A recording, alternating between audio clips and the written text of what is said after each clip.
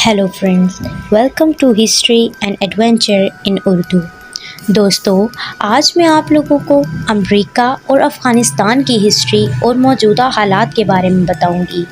تو چلیے سٹارٹ کرتے ہیں۔ امریکہ نے 11 ستمبر 2001 کے دہشت گرد حملوں کے بعد افغانستان میں جنگ شروع کی۔ یہ جنگ جو 20 سال سے بھی زیادہ عرصہ جاری رہی اور 4 امریکی صدر کے ادوار پر محیط ہے، یہ امریکہ کی تاریخ کی طویل ترین جنگ بن گئی۔ اگست 2021 تک جنگ کے اختتام پر طالبان کے دوبارہ اقتدار میں آنے کا آغاز ہوا۔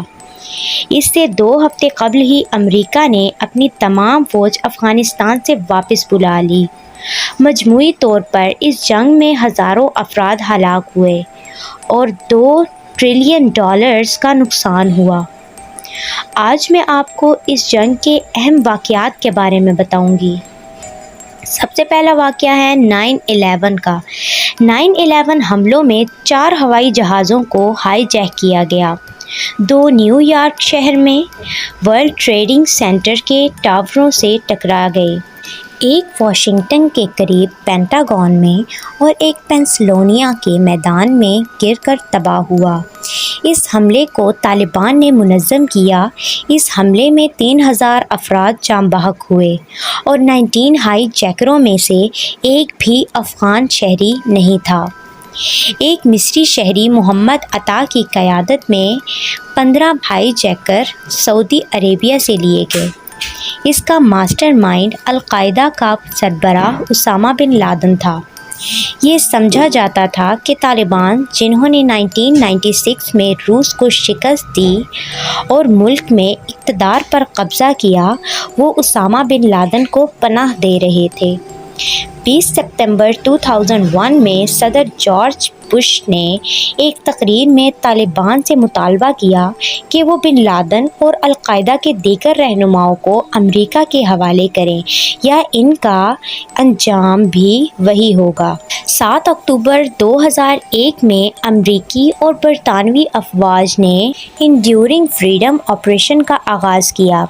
القاعدہ اور طالبان کے ٹھکانوں کے خلاف فضائی حملے کی مہم، جس میں قندھار، کابل اور جلال آباد شامل تھے۔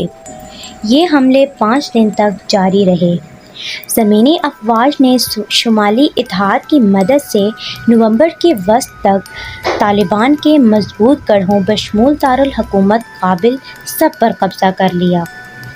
6 دسمبر کو قندھار پر قبضے نے طالبان کی حکومت کا باضابطہ خاتمہ کر دیا اور اسامہ بن لادن بھاگنے پر مجبور ہو گیا۔ 17 اپریل 2002 کو جارج بش نے اپنے خطاب میں افغانستان کی تعمیر نو میں مدد کے لیے مارشل پلان کا مطالبہ کیا۔ کانگریس نے انسانی ہمدردی کی کوششوں اور افغان سیکیورٹی فورسز کی تربیت دینے کے لیے $38 بلین سے زیادہ مختص کیے۔ جون میں پپلزئی درانی قبیلے کے سربراہ حامد کرزئی کو عبوری حکومت کی قیادت کے لیے منتخب کیا گیا۔ اگرچہ نیٹو کی زیر نگرانی امریکی فوجی افغانستان میں موجود رہے، امریکی فوج کا فوکس 2003 میں عراق کی طرف ہوا۔ اس سال امریکی وزیر دفاع نے کہا کہ بڑی جنگی کارروائیاں افغانستان میں ختم کر دی گئی ہیں۔ اس سے طالبان دوبارہ منظم ہوئے۔ 17 فروری 2009 میں جبکہ باراک اوباما صدر تھے، انہوں نے وعدہ کیا کہ موسم گرما تک افغانستان میں مزید 17,000 فوجی بھیجیں گے تاکہ وہاں پہلے سے موجود 36,000 امریکی افواج اور 32,000 نیٹو افواج میں شامل ہو سکیں۔ انہوں نے کہا کہ یہ اضافہ افغانستان کی بگڑتی صورتحال کے پیش نظر کیا گیا ہے۔ 2011 تک امریکی فوج کی تعداد 110,000 تک پہنچ گئی۔ نومبر 2010 میں نیٹو مخالف اس بات پر راضی ہوئے کہ 2014 تک مقامی سیکیورٹی فورسز کو اقتدار منتقل کر دیا جائے گا۔ ادھر 2 مئی 2011 میں امریکی فوج نے 10 سال کی کوششوں کے بعد بن لادن کو پاکستان میں ہلاک کر دیا۔ بن لادن کی ہلاکت کے بعد قانون سازوں اور عوام کی جانب سے جنگ کے خاتمے کا مطالبہ کیا جانے لگا۔ 2012 میں 33,000 فوجیوں اور 2014 تک تمام فوجیوں کو واپس بلانے کا منصوبہ تیار کیا۔ 2014 میں اوباما نے نئی ٹائم لائن کا اعلان کیا جس میں 9,800 امریکی فوجی افغان میں مقامی سیکیورٹی فورسز کی تربیت جاری رکھیں گے۔ 2015 میں طالبان نے اپنے حملے جاری رکھتے ہوئے اور ان میں اضافہ کرتے ہوئے کابل میں پارلیمنٹ کی عمارت اور ہوائی اڈے پر بمباری کی اور متعدد خودکش حملے کیے۔ اپنے پہلے چند ماہ کے دوران صدر ٹرمپ نے پینٹاگون کو افغانستان میں جنگی فیصلے کرنے کا اختیار دے دیا اور 13 اپریل 2017 کو امریکہ نے اپنا سب سے طاقتور نان ایٹمی بم، جسے بموں کی ماں کہا جاتا ہے، گرا دیا۔ ISS کے ایک دور دراز کمپلیکس میں صدر ٹرمپ نے امریکی فوجیوں سے خطاب کرتے ہوئے کہا کہ ہم افغانستان میں جیتنے کے لیے لڑیں گے۔ انہوں نے کہا کہ ہمارے دشمنوں کو کبھی بھی ہمارے منصوبوں کا علم نہیں ہونا چاہیے۔ دشمن ہمارا انتظار کر سکتے ہیں۔ ہم یہ نہیں کہیں گے کہ ہم کب حملہ کریں گے، لیکن ہم حملہ کریں گے۔ طالبان نے اپنے حملوں میں اضافہ جاری رکھا اور امریکہ نے فروری 2019 میں اس گروپ کے ساتھ مذاکرات شروع کیے۔ 2019 میں ایک معاہدہ طے پایا جس میں امریکہ اور نیٹو اتحادیوں نے 14 ماہ کے اندر مکمل انخلا کا وعدہ کیا اور طالبان سے دہشت گردوں کو پناہ نہ دینے کا وعدہ لیا۔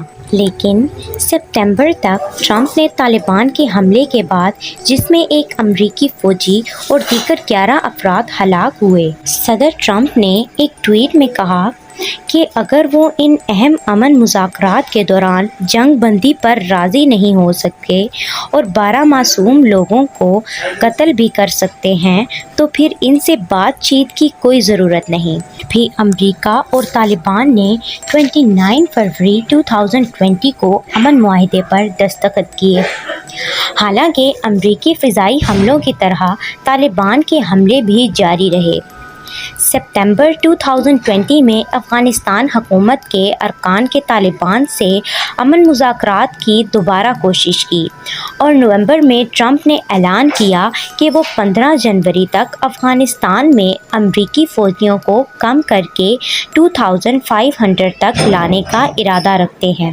جنگ کے دوران اقتدار میں آنے والے چوتھے صدر جو بائیڈن نے اپریل 2021 میں 11 ستمبر 2021 کے علامتی آخری تاریخ 9/11 حملوں کی 20ویں سالگرہ پر امریکی فوجیوں کے انخلا کا اعلان کیا، جس کی کوشش مئی میں شروع کر دی گئی۔